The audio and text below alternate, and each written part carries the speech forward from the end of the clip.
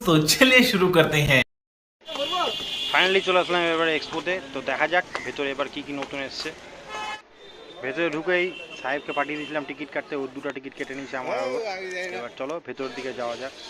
ভেতরে এই সাইডে দেখতে পাচ্ছ তোমরা কতগুলো দোকান বসেছে, এখন দোকানগুলো জাস্ট রেডি করছে। যেহেতু আমরা পার্কের দিক দিয়ে ঢুকেছিলাম তো পেছনটা পড়ছে এটাই, তো এইখানটা একটা খুব সুন্দর দোকান আছে যেখানে সাহেব ওখানে দিদিটা করছে কি? ওটাই ভাবছিলাম করছে কি। এটা হচ্ছে আমাদের মালদার ফেমাস নাগরদোলা, যেটাতে মোটামুটি ছোটো থেকে বড় বাচ্চা বুড়া সবাই উঠে। আমিও উঠেছিলাম বাট এবার উঠেনি। সাহেব তোর পিছনে রাইডটা দেখ ঘুরছে, ঘুর পিছনে। ওটা উঠবি? উঠবি কি? ঘাড়ে করে বাড়ি নিয়ে গেলেই উঠবো। কেন ক্ষমতা নাই উঠার? সেই লাগবে কিন্তু, সেই লাগবে মারাত্মক। আমি জানি আটকে থেকে আটকে থেকে গেছি। সাহেবকে বলছিলাম ওঠার জন্য, বাট আমিও আজ অবধি উঠেনি, কারণ জানি উপরে উঠে যদি আটকে থেকে যায় তো আমার ভেতর থেকে যে হৃৎপিণ্ডটা আছে মানে ওটা আমার নিচে পড়ে যাবে। আমি নিচে না আসি ওটা আমার নিচে অবশ্যই পড়বে। তো তোমরা যারা উঠবা তারা খুব সেফটিভাবে উঠবা।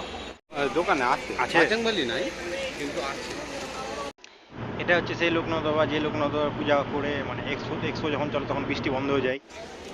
যেহেতু মেলা অত ভিড় ছিল না, আগে যেগুলো আসছে সেগুলো এসছে। তো সাহেব বললো তো কিছু খেতে খেতে একটা ইউনিক কিছু করবো। সাহেব আমাকে বললো যে একটা মাস্ক কিনে তোকে এই মেলায় গোটাটায় ঘুরতে হবে। তো এটা খেয়ে এখন আমি গেলাম মাস্ক কিনতে। মাস্কটা কিনে এখন এই মেলাটা গোটাটায় ঘুরবো, এক্সপোটা। যখন মাস্কটা পরে গোটা এক্সপো ঘুরবো তো সাহেবকে একটা চ্যালেঞ্জ করলাম আমি, যদি আমি এটা ঘুরতে পারি তো তুই আমাকে মোটামুটি 30 টাকার ফুচকা খাওয়াবি। তো বললো ঠিক আছে, তুই যদি ঘুরতে পারিস তো আমি তোকে 30 টাকারই ফুচকা খাবো। তো আমি এখন এই মাস্কটা পরে পুরোটা এক্সপো ঘুরবো, আর পাবলিকের কী রিয়াকশান হচ্ছে তোমাদেরকে সেটা দেখাবো। তো চলো যাওয়া যাক। আর একটা কথা তোমাদেরকে বলা হয়নি, আমাদের সঙ্গে কৃষ্ণাদাও ছিল। তো কৃষ্ণাদা ভিডিওটা করছিল, আমি হাঁটছিলাম এক্সপোতে এটা পরে। আলাদা লাগছিল, কারণ ফার্স্ট টাইম এরকম কিছু একটা ভিডিও বানালাম যেখানে নিজের মুখটা ঢাকা আর এরকম একটা ইউনিক জিনিস পরে এতগুলো পাবলিকের সামনে আমি ঘুরছি। তো তোমাদের সঙ্গে তোমরা দেখতে থাকো ভিডিওটা লাস্ট অবধি। অনেক বাচ্চা ছোটো ছোটো যারা আমাদেরকে দেখছিল, আর অনেকজন মানে বড় মানুষও দেখছিলো আমাদেরকে, খুব ভালো লাগছিলো যে এরকম টাইপ ফার্স্ট টাইম করলাম। আর সাহেব বলছে তুই আমার 30 টাকা চুনা লাগালি, আমি বুঝতে পারছি। তো আমি বলছিলাম তোকে 30 টাকা ফুচকা খাওয়াতে হবে আমাকে।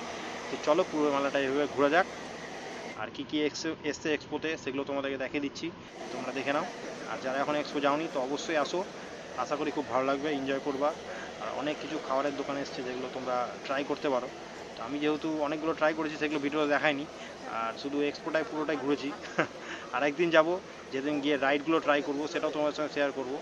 তো ভিডিওটা লাস্ট অবধি দেখো, আর ভালো লাগলে অবশ্যই লাইক কমেন্ট শেয়ার সাবস্ক্রাইব একদম করতে ভুলবা না। তো চলো পুরোটা ঘুরে যাক।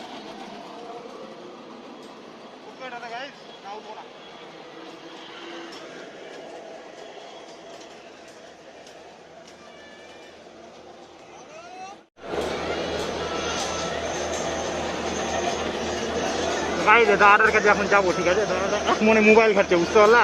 তোর কাছে গিয়ে এখন জিজ্ঞাসা করবো ফুচকা কত করে দিচ্ছে। कैसे कैसे लोग रहते हैं यार यहाँ पर। साला तुमको पागल कुत्ते का गाड़ी उठा के ले जाएगा बता रहे हैं हम।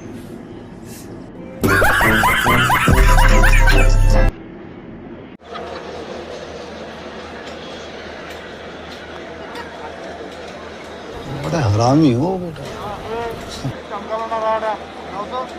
তুমি ওখানে ছিলে তো। সাহেবকে যে চ্যালেঞ্জটা করেছিলাম চ্যালেঞ্জটা আমি জিতে গেছি, তাই জন্য সাহেব এখন আমাকে ফুচকা খাওয়াবে।